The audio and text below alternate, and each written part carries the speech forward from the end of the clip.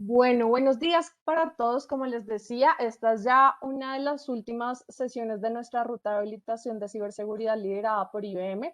Muchísimas gracias a todos por acompañarnos nuevamente y nuevamente muchísimas gracias a ti, Jessy, por acompañarnos y por liderar todas estas sesiones con tu conocimiento y experiencia. No siendo más, mi Jessy, te doy la palabra pues para dar inicio a la sesión. Muchísimas gracias a todos. Bueno, buenos días para todos. Espero se encuentren todos muy bien.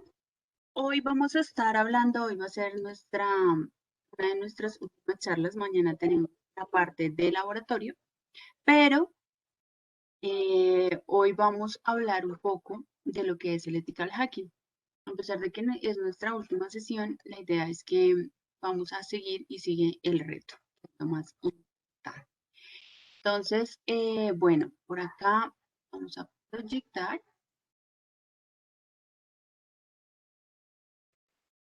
Me confirman si ya ven mi presentación. Sí, mi Jessy, ahí ya la vemos. Ok. Hoy vamos a hablar un poquito del ethical hacking. En las últimas sesiones hemos hablado de las bases de datos, hemos hablado de cómo manejar esa actividad, de cómo llegar a un punto en el cual nos podamos salvaguardar nuestra información, también algunas buenas prácticas de la informativa. Hemos hablado el tema de las redes sociales que es tan importante. Hemos hablado de enmascaramiento, hablamos la semana pasada de todo lo que es criptografía, vimos algunos ejemplos también, algunas herramientas que se utilizan, algunos casos prácticos, y hoy vamos a hablar del ethical hacking. Cuando nosotros hablábamos de los ciberatacantes, hablábamos de hackeo, hablábamos de todo eso, yo les nombraba que habían tres tipos de hackers o de ciberatacantes. Habían los de sombrero blanco, los de sombrero negro y los de sombrero gris. ¿Ya me escuchan mejor? Es que me dicen que se está cortando. Sí, creo que se está cortando un poco. Intentemos. ¿Mejor así? Creo que sí. Ok. Cualquier cosa me avisan, por favor. Bueno, hablábamos de los atacantes de sombrero blanco, gris y negro. Para hacer un recorderis, los de sombrero blanco eran los enfocados y trabajaban en todo lo que es hacer los test de penetración de forma, digamos, que ayude a ciertas personas. Los de sombrero negro son las personas que atacan en pro de algo que quieren ellos lograr. Y los de sombrero gris son los que pasan de un punto a otro. Entonces, pueden estar atacando, pero también pueden brindar servicios de consultoría o demás donde salvaguardan también. Entonces, acá digamos que vamos a hablar un poco de los de sombrero blanco, ¿no? El ethical hacking es un hackeo, como su nombre lo dice, ético, es un hackeo permitido que tiene como objetivo lograr encontrar vulnerabilidades en una empresa. ¿Listo?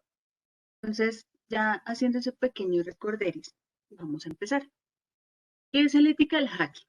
Bueno, nosotros hablábamos que siempre los hackers son especialistas de seguridad. Son especialistas que, digamos, en su mayoría ingenieros, aunque no siempre son ingenieros. Muchas veces son personas que se especializaron y empezaron a estudiar, estudiar, estudiar, estudiar, estudiar. Y conocen muchísimo de diferentes áreas. Conocen del área IT, conocen del área de servidores, conocen del área de data center, conocen de la parte de seguridad de la información también y empiezan a generar unos códigos o unos programas donde ellos empiezan a penetrar las diferentes puntos de vulnerabilidad que puede tener un cliente. Entonces, esta variante específica de hackeo es básicamente un, un hacker que una empresa puede contratar, sí, para tenerlo dentro de su compañía o como un consultor. Los servicios de ethical hacking muchas veces se hacen, digamos, hay empresas que por buenas prácticas de ellos mismos dicen, vamos a destinar anualmente tanto dinero para una consultoría de ethical hacking.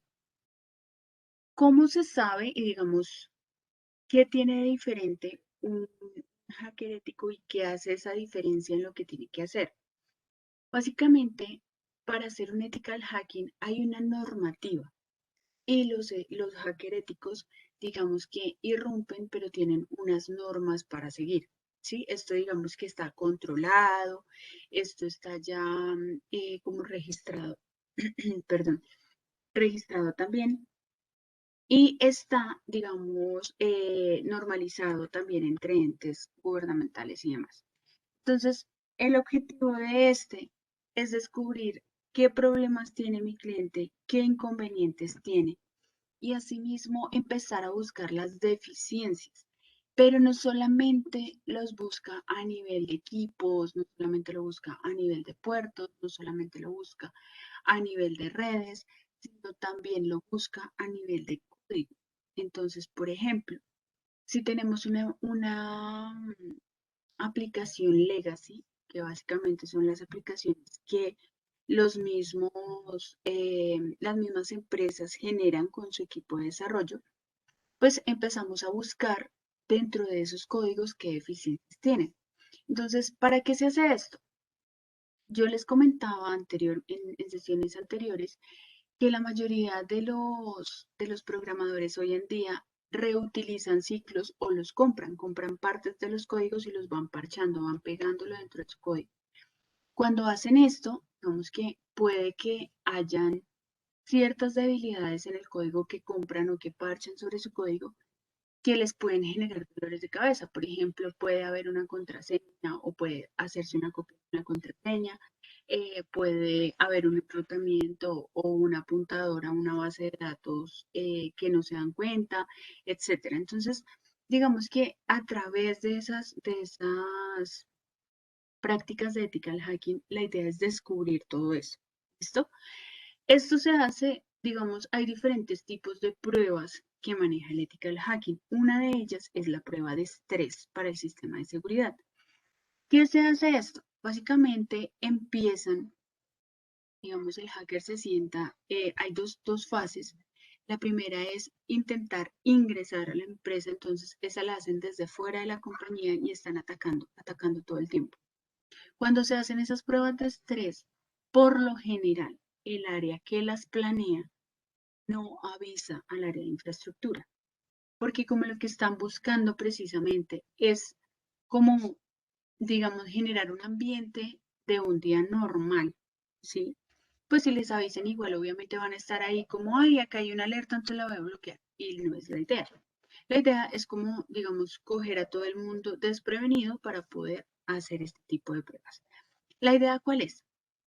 Que van en la parte de la fase que se hace de fuera hacia adentro, están atacando, están buscando puertos, están buscando vulnerabilidades, falta de configuraciones del firewall, están buscando, digamos, cogen como una parte que es la seguridad entre todo perimetral, que a pesar, digamos, que también se separan las huellas digitales y esto, pues hablamos también del perímetro de la red que está como frenteando. Entonces empiezan a atacar, atacar, atacar y cuando logran penetrar, ahí ya encuentran la vulnerabilidad y empiezan a documentar. La idea de esto es que, digamos, puedan llegar a sacar un reporte, un detalle y con base en ese reporte, pues ya, digamos que la empresa lo que hace es generar una hoja de ruta de cómo mirar esas vulnerabilidades, se priorizan y se organizan. ¿Listo? Entonces, la idea de estos hackeos éticos es estar un paso adelante de los ciberatacantes, de los hackers de sombrero negro y poder revisar qué está pasando, ¿sí? O sea, estar como adelante, siempre adelante. Hay empresas que lo tienen por buena práctica, hay empresas a las que les exigen hacer este tipo de hackeo una vez al año y, digamos, hay empresas que simplemente contratan una persona, y sobre todo cuando tienen grupos de desarrollo grandes, contratan un ethical hacker que está dentro de la compañía y todo el tiempo está haciendo, digamos, estas pruebas de estrés para el código que están sacando, las páginas web que tienen y demás, y están todo el tiempo monitoreando. No por esto quiere decir que no, nunca los van a atacar un ciberdelincuente, no, lo que pasa es que son algunas buenas prácticas de seguridad que van tomando las empresas para poder salvaguardar su información, ¿no? Una diferencia grandísima entre el hackeo ético y el hackeo normal. El objetivo. Ese es, digamos, la gran diferencia y lo que hace, digamos, como algo que genera un cambio en este ámbito. ¿Listo? Entonces, básicamente, el hackeo es un código malicioso. Siempre busca dañar, siempre busca generar una brecha de seguridad, siempre busca romper, siempre busca como hacer un daño. En el hackeo ético lo que hace es generar unas diferencias y, digamos, generar un ámbito en el cual sea seguro trabajar, pero que la gente sepa que también, digamos, es vulnerable. Hay empresas que dicen, ah, no, yo tengo un búnker de 3 capas de seguridad, blindado, etcétera, y muchas veces no se dan cuenta que ese búnker, pues, tiene una fuga de agua. Es así de simple. Entonces, muchas veces lo que se hace con el hackeo ético es empezar a buscar esas brechas, esos huequitos, esos datos, esas malas configuraciones que hay dentro de la empresa. Porque tú puedes tener el búnker más grande que te puedas imaginar, pero cuando tú tienes, digamos, un código fuente mal hecho, lo expones a Internet, ¿sí? O lo expones la aplicación o tu página web o lo que sea, pues ahí vas a tener un problema. Entonces siempre vamos a tener ese huequito ahí, y ese huequito se va a ir agrandando, agrandando, agrandando, agrandando, hasta que llegue a ser muy grande. ¿Listo? La idea de los hacker éticos y el objetivo de los hacker éticos es hacer una crítica constructiva, por decirlo de alguna manera. Es decirle a los clientes, mire, usted tiene el Ferrari más lindo del mundo, pero su Ferrari está pinchado, su Ferrari está rayado, resulta que tiene un espejo flojo. Eso es lo que busca el hacker ético. Yo les decía, hay certificaciones y hay diplomados de ethical hacking. Un ethical hacking, un ethical hacker no se arma o no se da de la noche a la mañana. Son personas que llevan muchísimos años estudiando, que conocen de muchísimas herramientas, pero digamos que empezar como a estudiar brechas de seguridad, empezar a estudiar todo lo que es buenas prácticas de seguridad, empezar a generar código, porque de hecho los hackers generan un código. O sea, ellos generan, hagan de cuenta, una aplicación. Un hacker maneja lo siguiente. ¿Qué es un hacker? ¿Cierto? Un hacker es básicamente un programa que una persona hace y por medio de este programa ataca. El ética del hacker lo que hace es generar ese mismo programa para atacar, pero cuando ataca, digamos que tiene un objetivo, que es sacar un reporte y las vulnerabilidades en ese reporte.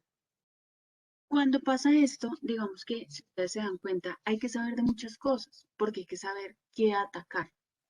Los hackeréticos son personas que, digamos, realmente tienen diferentes puntos y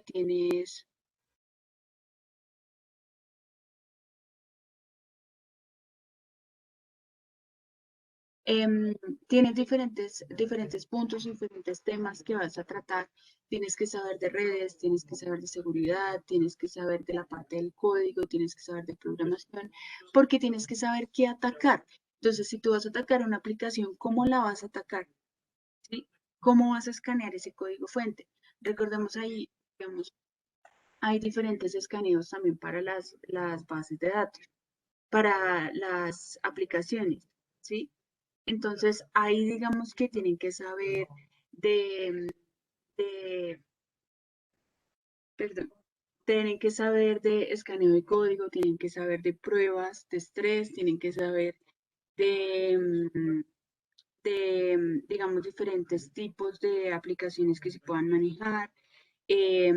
Pues obviamente, digamos, ya ahí entra a trabajar también la parte de accesos, la parte de identidades, entra a trabajar diferentes estrategias que permiten hacer el detalle de todo lo que se necesita, ¿sí? Entonces, acá, digamos que hay muchas cosas en las que podemos intervenir, hay diferentes test que se hacen y por medio de este, pues que, digamos, vamos a manejar, ¿cierto? Entonces, hay diferentes tipos de pruebas, hay diferentes tipos de análisis que se hacen y la idea es que por medio de estas pruebas podamos hacer una identificación, una explotación a nivel de infraestructura, software instalado, aplicaciones, revisar todos los niveles de riesgo, podamos hacer, ver, digamos, yo les decía cuando vimos la demo que hizo Daniel, que nosotros teníamos vulnerabilidades y por medio de esas vulnerabilidades podíamos clasificar los riesgos. La idea es que cuando hacemos esto podamos intentar hacer una explotación de esas vulnerabilidades, ¿sí? Podamos abrir, digamos, llevar esa vulnerabilidad pequeña que encontramos a lo más grande, hasta donde más lo podamos dimensionar, para así mismo decir como, listo, si a mí me atacan, yo tengo que salvaguardar esta aplicación de A, B, C, D, E, F, ¿sí? Entonces, entre más grande se llegue a hacer esa prueba de penetración, esa prueba de estrés, pues asimismo se permite, digamos, simular un ambiente de hackeo real, de ataque real, donde se compromete infraestructura, donde se comprometen las aplicaciones, donde la operación del cliente está siendo atacada, donde está comprometida información, donde la información sensible ya está prácticamente expuesta. Y acá es donde nosotros, digamos, empezamos a ver y empezamos a decir como, uy, pero o sea, acá, ¿qué puedo hacer? ¿Sí? Asimismo, digamos que la idea es que podamos llegar a revisar. Y así como hablábamos de las fases, digamos, del hackeo, cuando hicimos la primera charla que yo les hablaba, que eran 5 fases, acá pasa exactamente lo mismo. Cuando se va a hacer un test de penetración, digamos que siempre que se habla de un hackeo ético, se habla de un test de penetración. Básicamente ese test de penetración lo que hace es, digamos, busca probar, identificar, corregir y empieza a revisar diferentes vulnerabilidades. ¿Cómo lo hace? Primero necesita entrar, ¿cierto? Entonces vamos a tener una fase de penetración. En esta fase lo que se hace es que se acuerda con el cliente en hasta dónde va a llegar ese test de penetración. ¿De dónde a dónde va? Voy a atacar redes, voy a atacar servidores, voy a atacar bases de datos. ¿Qué voy a atacar primero? Entonces acá es donde nosotros empezamos a ver los servicios críticos, se catalogan esos servicios críticos y el cliente me va a decir como, no, pero venga, no me vaya a atacar la aplicación web porque pues me tumba el servicio y qué, ¿sí? Entonces, digamos que esas pruebas de estrés que se hacen sobre un tipo de aplicación o se hacen sobre una aplicación web, se hacen en unas ventanas controladas, ¿listo? Para que lo tengan presente. Dependiendo de la empresa, digamos que empezamos a generar ese detalle y miramos como también los valles más bajos para empezar a penetrar de forma que se impacte lo menos posible el negocio, por decirlo de alguna forma.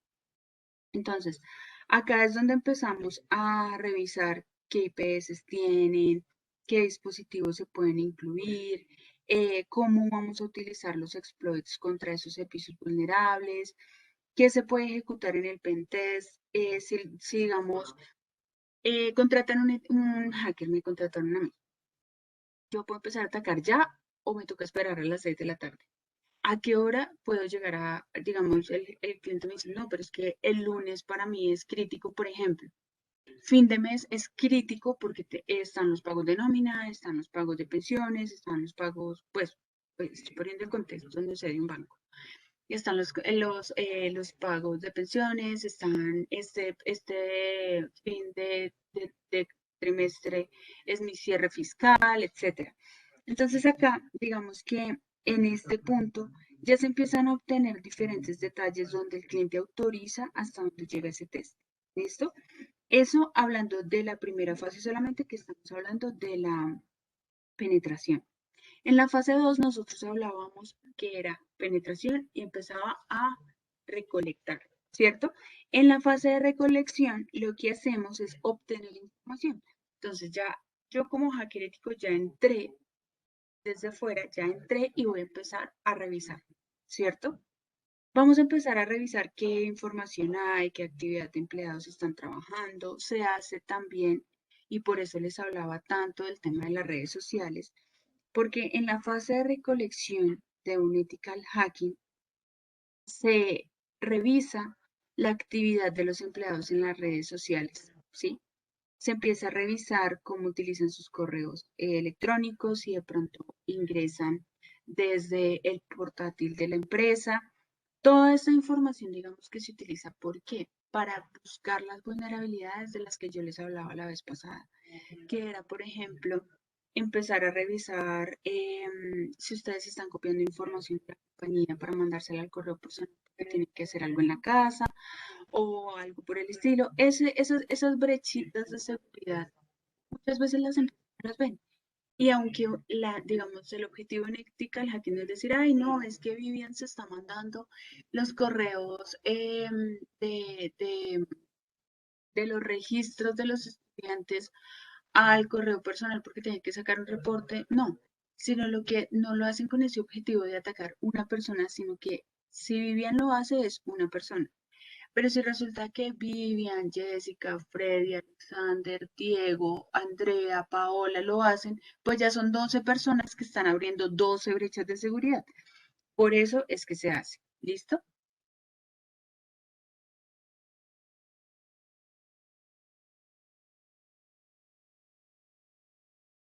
Sí, David. Juan David nos pregunta, entonces la diferencia crítica es que uno evalúa, revisa y da una retroalimentación, mientras que el otro destruye y roba. Sí, es así.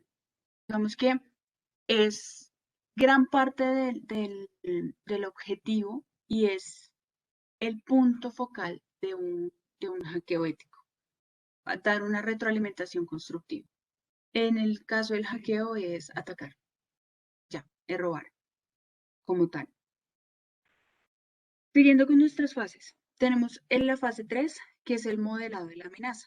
Cuando nosotros hablamos del modelado de la amenaza, es porque vamos a empezar a revisar y vamos a empezar a ponernos, digamos, ya no estamos tan en el sombrero blanco, sino vamos a pasarnos a un sombrero gris, donde vamos a empezar a pensar como un atacante.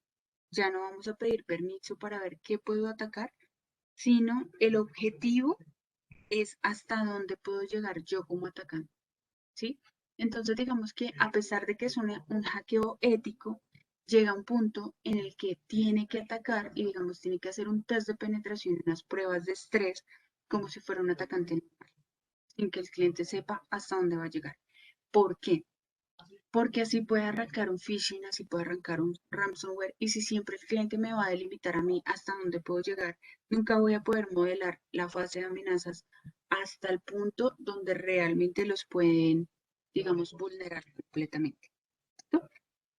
Entonces, digamos que acá es donde empezamos también a manejar un detalle de esta información que lo que va a hacer es como tratar de corromper en algún punto, pero pues obviamente controladamente. ¿Listo? Ya en la cuarta fase es coger el análisis de las vulnerabilidades que hemos encontrado en la fase 3 y a través de este vamos a empezar a generar, eh, digamos, vamos a seleccionar y vamos a utilizar todo el arsenal de herramientas que tiene el cliente para ver cómo puede salvaguardar esas vulnerabilidades que nosotros encontramos. Entonces ya aquí les podemos decir, no, mire, lo que pasa es que usted es Vulnerability Manager y lo puede utilizar de esta forma, le falta configurar esto, no está llegando hasta este punto. Digamos que dentro de eso va como un assessment donde se empieza a revisar se empieza a evaluar de todas las herramientas que el cliente tiene, si está usando el 10%, el 20%, el 30% o el 80% de sus capacidades. Entonces, digamos que en esa fase de análisis de vulnerabilidades se mira qué vulnerabilidades tienen, cómo están llegando esas vulnerabilidades a afectar al cliente. Pero adicional a esto, también empezamos a ver y empezamos a mostrar qué, qué pueden usar de lo que ellos tienen y cómo pueden manejar esas herramientas de seguridad que tienen a la interna. En la fase de explotación, acá es donde ya intentamos, digamos, conseguir un acceso y llegamos a un punto del test de penetración mucho más fuerte donde se ejecutan los exploits. Acá es donde ya tenemos algunas vulnerabilidades encontradas, ya detectamos qué tiene el cliente y qué podemos llegar a configurar o a mejorar. Pero asimismo empezamos a bombardear todo el penetration test contra esas vulnerabilidades. Empezamos a atacar, atacar, atacar, atacar, atacar con diferentes tipos de ataques. Hacemos un phishing, hacemos un ransomware, hacemos una, eh, suplantación de identidad, robamos una identidad, empezamos así, o sea, diferentes puntos. Después de esto viene una fase que es post-explotación. Esta fase como tal, digamos que es donde se empieza a conseguir el máximo nivel de privilegios de información de la red. Acá ya están, digamos, suplantados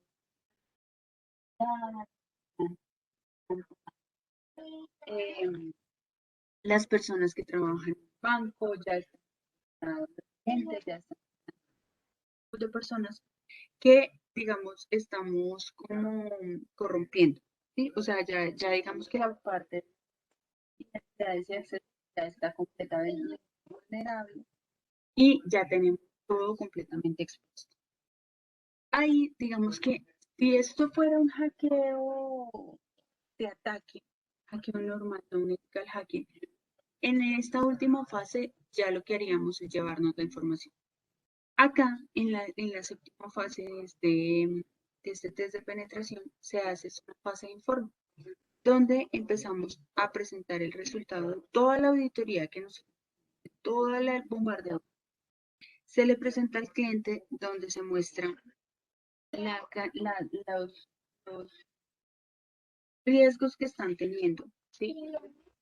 A nivel de vulnerabilidades, problemas, etcétera. Pero también se les muestra el detalle de cómo posiblemente puede manejar su persona estas vulnerabilidades y son parte de las cosas que vamos a tener en el ético importante. ¿Por qué? Porque muchas veces nosotros no vemos más allá de lo que nosotros queremos. Cuando uno Sí, se te están recortando un poco. ¿ya me escuchan de nuevo bien? Sí.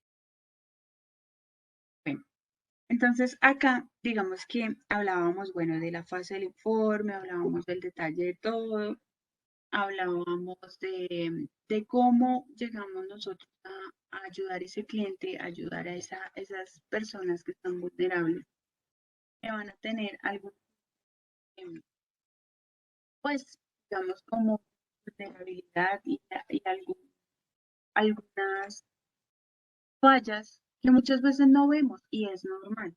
Digamos que ustedes pueden ser, les pongo un ejemplo. Nosotros podemos hacer deporte, comer saludable, podemos estar, pues, no, marinas, no me excedo con las porciones de carne, no me excedo con sal, no me excedo con azúcar, hago ejercicio 3 veces por semana, los fines de semana voy y monto bicicleta, me voy hasta Tenjo montando bicicleta, etcétera. Eso, digamos que es para ustedes estar saludables y estar sanos.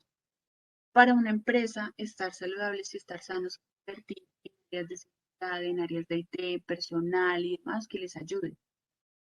Pero así ustedes estén sanos, ustedes no están exentos a que de pronto en esa salida que fueron el sábado a Tenjo, se tomaron un caldo y resulta que los alimentos estaban mal manejados y de pronto les dio salmonela. Ya, se enfermaron. ¿Es algo que ustedes pueden controlar? No lo pueden controlar, porque es un agente externo a lo que ustedes controlan, que son sus comidas, todo. Ustedes dijeron, me voy a tomar el caldo, porque si me como el tamal es muy pesado para las 2 horas que ya me eché de bicicleta. Pero ustedes no controlaron cómo hicieron ese caldo. No controlaron qué le echaron, si la persona que lo preparó se lavó las manos, si la carne o el pollo o el pescado que le echaron lo manejaron de determinada manera, o la persona estaba asando una pechuga y fue y cogió el pescado y se lo metió al caldo y digamos acá tenemos una contaminación cruzada. Ustedes no controlan eso. Lo mismo pasa en las empresas. Las empresas se cuidan de tener los firewall bien configurados, los puertos, todo, pero hay agentes externos a los que ellos son vulnerables. Para eso precisamente digamos que se crean este tipo de penetraciones, este tipo de certificaciones, este tipo de tareas, para poder decirle a una empresa como, mire, por más que usted se cuide, tiene que tener cuidado cuando usted compre un equipo, porque la mala configuración de ese equipo le puede dañar toda digamos, como esos cierres de seguridad que usted tiene. Con una persona nueva que contraten y no sepa configurar algo, pin, ya abren una brecha de seguridad. ¿Sí? Son diferentes puntos en los que ustedes tienen que, digamos, ver qué me duele, qué me puede llegar a impactar. Y para eso son los hackeos éticos, para ver qué me puede impactar a mí y qué cosas puedo delimitar y qué cosas puedo llegar a manejar de manera que me pueda cuidarlo como antes. Entonces, por ejemplo, en el caso en el que les daba de ustedes que son súper saludables, montan bicicleta, ¿cuál podría ser digamos, una buena práctica que podrían llegar a tener para evitar esos ataques externos o para evitar, digamos, tomarse el caldo? Pues llevar un cesto, puede ser una opción. Ustedes lleven su comida, saben cómo se maneja, o que de pronto lleguen, digamos, a un punto donde ustedes saben que siempre han comido ahí, nunca les ha caído mal, siempre, digamos, saben que son personas que guardan las prácticas de salud lo más posible y demás.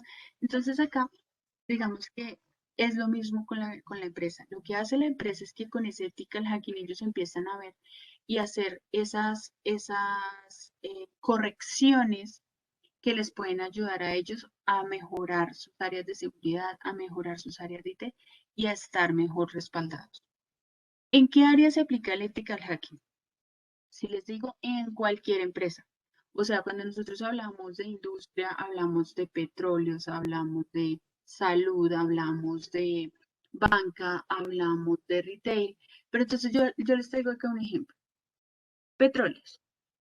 Una empresa de petróleos tiene su información confidencial, tiene la información, digamos, de la explotación de los pozos, tiene la información del detalle de cuánto se está sacando mensualmente, semanalmente, qué personas están trabajando, qué campañas, digamos, se están manejando, etcétera. Una empresa, digamos, de salud, por decir algo. Ahorita las empresas de salud tienen una información súper confidencial y sensible que es la de los pacientes de COVID. Eso es información que tienen que cuidarla. Un banco, la información de las tarjetas de crédito, la información de sus usuarios finales, tienen que cuidarla. Asimismo, venimos y vemos, digamos, la parte de retail, pues ahorita, digamos, muchos almacenes sacan tarjetas de crédito, tienen personas, digamos, que tienen su nómina, tienen las personas que reinan puntos, etcétera. Esa información es confidencial. Entonces, si nos damos cuenta, un ethical hacking aplica para todas las industrias y todas las infraestructuras que podemos tener. Con las pruebas de penetración, lo que se hace es colarnos en el sistema informativo de cualquier industria, no nos interesa cuál, porque nosotros ya tenemos un sistema, digamos que sea la industria que sea, siempre va a tener firewall, siempre va a tener una red, siempre va a tener bases de datos, siempre va a tener servidores, y para nosotros es indiferente la industria a la cual estamos trabajando, porque al final nosotros tenemos un test de penetración y tenemos unas pruebas que vamos a hacer sobre aplicaciones, sobre servidores, sobre la parte de redes y demás. No tanto voy a mirar, no, es que este es un almacén, entonces no, no varía. A pesar de que su información sensible es diferente, la normativa de cada industria es diferente, pues nosotros podemos aplicar a cualquiera que se necesite. Entonces, acá, digamos que era parte de lo que yo quería hablar hoy con ustedes, es parte de lo que quiero mostrarles y es parte de lo que vamos a estar viendo también, digamos, y van a palpar un poco más en lo que se tiene controlado en el reto. La idea es que acá nosotros vamos a empezar a ver buenas prácticas. Mañana vamos a ver algunos detalles de las prácticas como tal de esas pruebas de penetración que se hacen para que ustedes tengan un poco más de detalle y lo podamos palpar un poco más. Pero básicamente la idea es poder revisar, poder detallar, poder ver qué tanto podemos explorar. Digamos que el ethical hacking yo lo veo como el paraíso para un hacker, porque te están pagando por hacerlo, o sea, te contratan para hacerlo.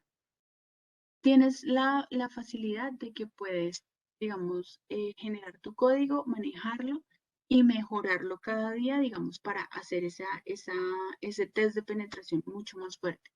Pero si se dan cuenta, también está haciendo un bien, o sea, lo está haciendo de forma que su pasión, que es empezar a generar un código, empezar a bombardear, empezar a penetrar, empezar a revisar, pues ya ayuda, es para algo bueno.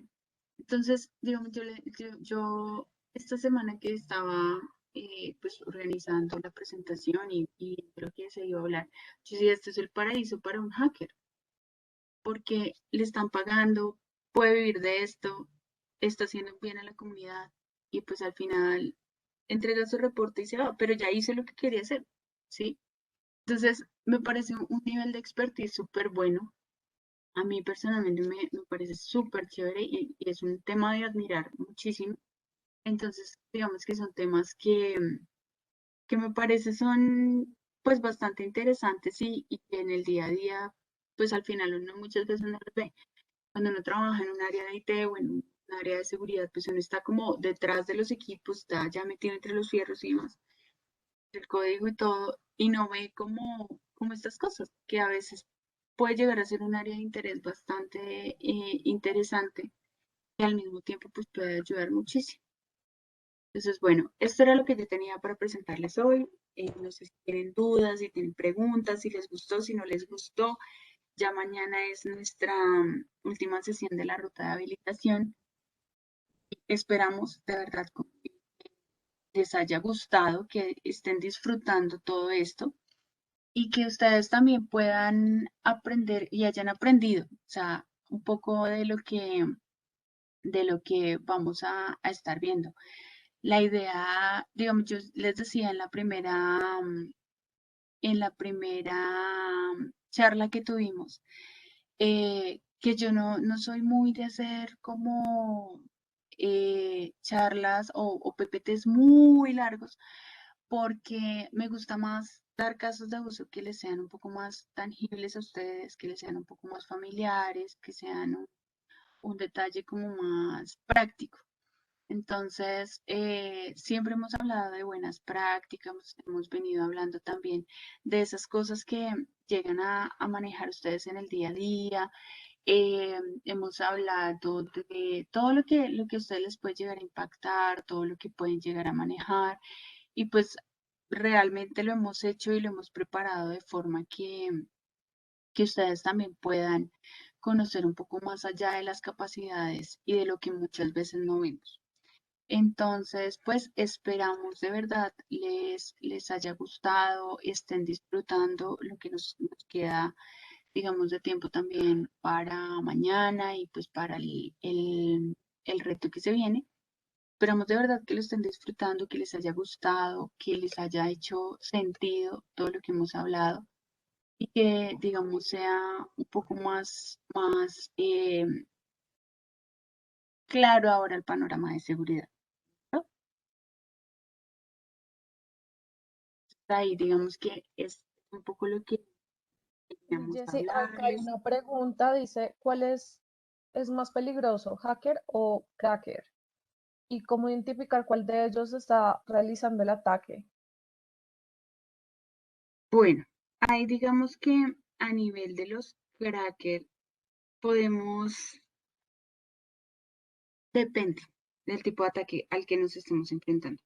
Digamos que nosotros dentro de los crackers también tenemos unas clasificaciones, ¿sí?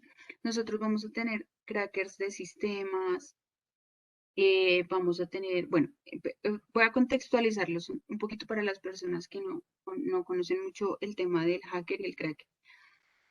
El cracker es una persona que utiliza su conocimiento y rompe un sistema de seguridad, ¿sí? Sea porque está haciendo un ethical hacking, o sea, en señal de protesta, o sea, digamos, una persona que simplemente lo quiere hacer de malicia, pero la idea es que ellos se enfocan a la parte de seguridad informática, se meten muchísimo, ¿sí? Entonces, ¿ellos qué buscan? Alterar una funcionalidad, cambian, por ejemplo, la fecha de expiración de un programa, buscan diferentes detalles. Entonces, digamos que acá vamos a encontrar diferentes tipos de crackers. Vamos a encontrar crackers de sistemas, que son los que pueden alterar, digamos, un contenido de software. Cyberpunks, que son los que están enfocados a romper o a, digamos, dañar las páginas web, los crackers de criptografía, que son los que rompen los sistemas de criptografía o enmascaramiento que se pueden tener. Vamos a tener los piratas, que digamos lo que hacen es como romper las licencias.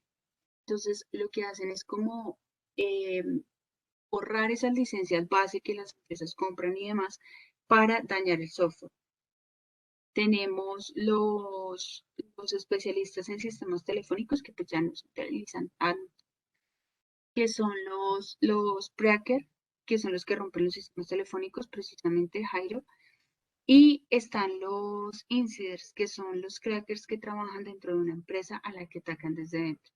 Entonces, digamos que hay una diferencia grande y uno puede tender a pensar que, no, son lo mismo. La diferencia es que básicamente el cracker daña sistemas y daña equipos, ¿sí? Intentando hacer, o sea, dañándolos a que no quede reparación alguna, a que no haya marcha atrás. En cambio, el hacker, básicamente, ellos son capaces aunque son capaces de acabar con cualquier sistema de seguridad, lo que ellos hacen es aprovecharse de esa vulnerabilidad que encuentran para robar información. Sí, digamos que el objetivo del cracker como tal es dañar al máximo, o sea, dejarlo completamente obsoleto. Pero el hacker lo que hace es sacar la información y digamos como lucrarse de esto. Si me lo preguntan, depende, ambos llegan a ser muy peligrosos, pero si tú te das cuenta, en el objetivo del hacker hay más daño y hay más peligro que el cracker. ¿Por qué? Porque el cracker termina, el cracker rompe, daña, destruye y deja obsoleto.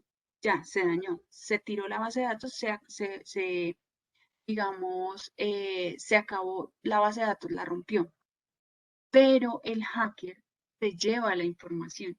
Al llevarse la información, él expone una empresa y al exponer la empresa, hay un tema que las empresas tienen que manejar mucho y protegen mucho y es, digamos, como el nombre de la empresa, ¿sí? Como sí, o sea, como esa exposición que el hacker les llega a hacer es mucho más dañina para una empresa que el hecho de que les destruyan una información. Porque ellos exponen una empresa, o sea, ellos pueden decir, estos son los usuarios de este banco, estas son sus tarjetas de crédito, entonces puede llegar a hacer más daño exponiendo esa información que rompiéndola como el crack. En mi, digamos, corta experiencia. pero en sí los dos actúan. No sé si aclaré un poquito el panorama. Listo. Entonces, bueno, acá igual les agradecemos muchísimo su participación, el tiempo, la disposición de estas semanas de verdad para acompañarnos, la interacción, las preguntas, todo de verdad lo que hemos hablado en las últimas sesiones ha sido muy interesante, ha sido de, de mucho feedback también de parte de ustedes. La participación que han tenido también ha sido muy buena. Hemos visto que se han conectado muchísimas personas, más de las que realmente se esperaban. Tenemos contemplado creo que como 20, 25 y han llegado muchísimas más. Pero esto es muy bueno y de verdad que nos encanta por parte del equipo del SENA, por parte del equipo IBM que ha estado detrás de todo Cenasoft y que hemos estado, digamos, en reuniones. Sí, Fernando, mañana hay sesión. Mañana es la sesión de práctica de Ethical Hacking. Entonces, pues nada, agradecerles toda la participación, la disposición para escucharnos, para aprender y demás. Sí, Andrés, ya es nuestra última sesión, mañana es nuestra despedida, pero realmente hay, de verdad, hemos disfrutado este espacio con ustedes y esperamos que ustedes también lo hayan disfrutado con nosotros.